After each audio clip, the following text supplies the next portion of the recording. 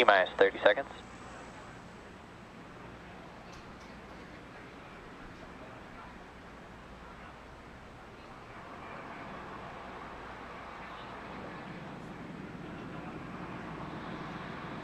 Seconds.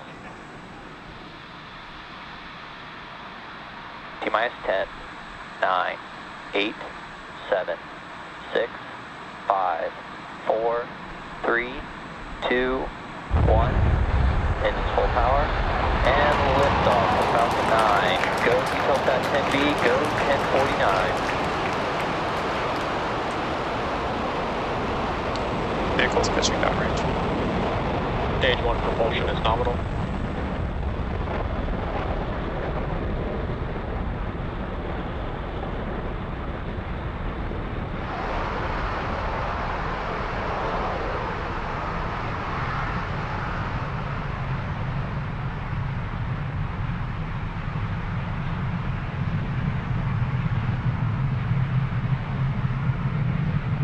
Falcon 9 has successfully lifted off from Pad 40 at Cape Canaveral Space Force Station, carrying the Eutelsat 10B satellite. Power and telemetry. Now, during ascent, the M1D engines will actually swivel and help steer Falcon 9. This is known as gimbal. The rocket autonomously tilts the engines just a few degrees, and this gimbaling allows the vehicle to perform a gravity turn, which is when we go vertical as well as horizontal. Now we're still going up, but we are also heading horizontally away from the launch pad. And we have just heard that we've passed through max Q. That is the largest structural load that the vehicle sees on ascent. Now we will throttle those M1D engines back up on the first stage. This is a really cool tracking view of our Falcon 9 vehicle. Coming up next, in about a minute, we will have a few events happening back to back. That will be MECO, engine chill has started. MECO, stage separation, and SCS-1. We just heard that call out that the MVAC engine is chilling. Now, MECO is main engine cutoff. That is where all 9 of the M1D engines shut down on the first stage. That's what you're seeing lit up on your screen there. They will shut down in preparation for stage separation. That's where the first and second stages will separate. Stage 1 will not be landing on today's mission, and stage 2 will continue on its journey to take the Eutelsat 10B satellite to its targeted drop-off orbit. Now those events are coming up here in about 20 seconds.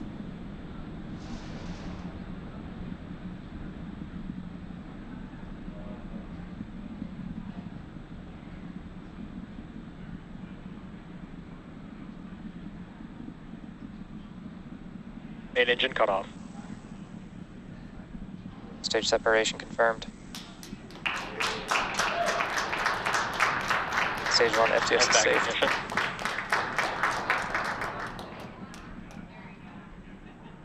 Great news, we did have MECO stage separation, and there you can see on your screen that MVAC engine has ignited.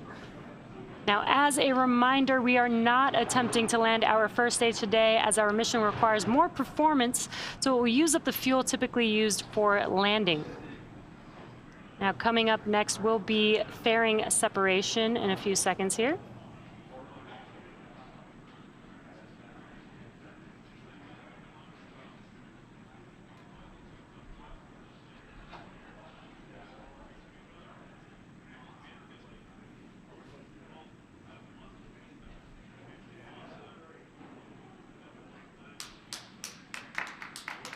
Great live view there of the fairing halves separating from the stage 2 vehicle.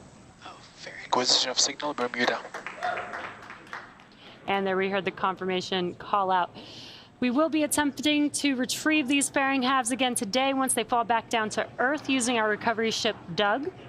Second stage is currently in the middle of its first burn, and our next milestone coming up is second engine cutoff 1, or SECO 1. And that's scheduled to happen in about 4 minutes from now. Now, if you're just joining us, we are currently at T+4 8.5 minutes into today's mission, Eutelsat 10B. So far in the mission, we've had a successful liftoff, MECO, stage separation, SES-1, and fairing separation. Again, as a reminder, we did not attempt the landing of our first stage vehicle today, as this mission requires more performance. Again, we will be utilizing all of the fuel inside of the vehicle. Stage 2 following a nominal trajectory. We did utilize all the fuel needed for this mission, so the vehicle is being expended today. Now we're currently in the first burn of 2 planned MVAC burns prior to satellite deployment, and our next major milestone that we have coming up is SECO-1. And we are just under 3 minutes away from SECO-1 on the second stage. That's second stage engine cutoff 1.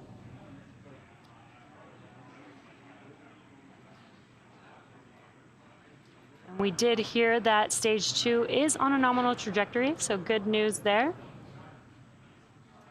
Again, what you're seeing on your screen is a live view on the Falcon 9 second stage, looking at our MVAC engine. Now, the MVAC engine is optimized for 220,500 pounds of thrust in the vacuum of space. It utilizes liquid oxygen RP1. That's what we fill our vehicles with. And the Merlin vacuum engine also features a larger exhaust section and a significantly larger expansion nozzle, and that's compared to the M1D engines that you see on the first stage vehicle. Now, this is to maximize the engine's efficiency in the vacuum of space. At full power, the Merlin vacuum engine operates with the greatest efficiency ever for an American-made hydrocarbon rocket engine.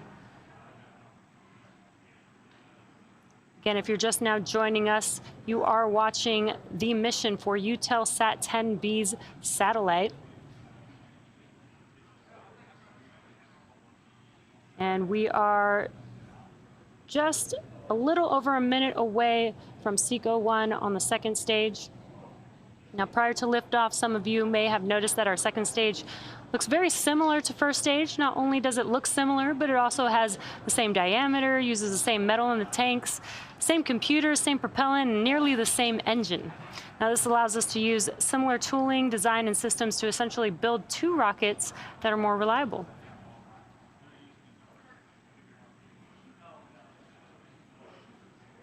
Again, the next event coming up is SECO-1.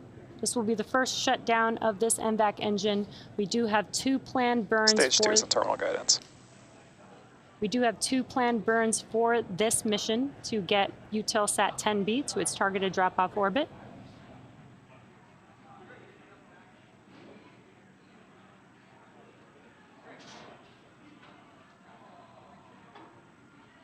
And we are just about 20 seconds away. Stage 2 FTS is saved. About 10 seconds away from SECO-1 on the second stage.